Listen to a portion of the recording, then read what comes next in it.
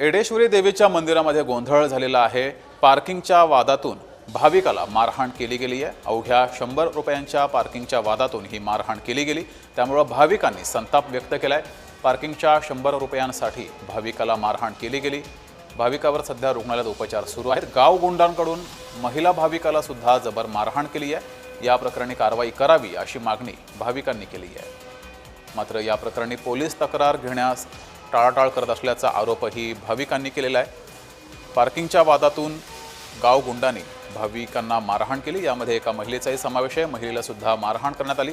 धाराशिवमध्ये हा प्रकार घडलेला आहे। या मारहाणीनंतर भाविकांनी इथल्या स्थानिक पोलीस स्टेशनला तक्रार करण्यासाठी गेले असता पोलिसांनी तक्रार घेतली नाही असा आरोपही या भाविकांनी केला आहे। पोलीस स्टेशनने त्यांच्यावरती कंप्लेंट करावी।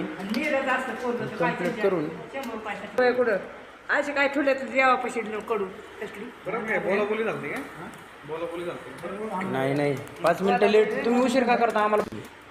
जर अशी मारामारी केली तर ही चूक आहे। ही पोलीस स्टेशनने त्यांच्यावरती कंप्लेंट करावी। कंप्लेंट करून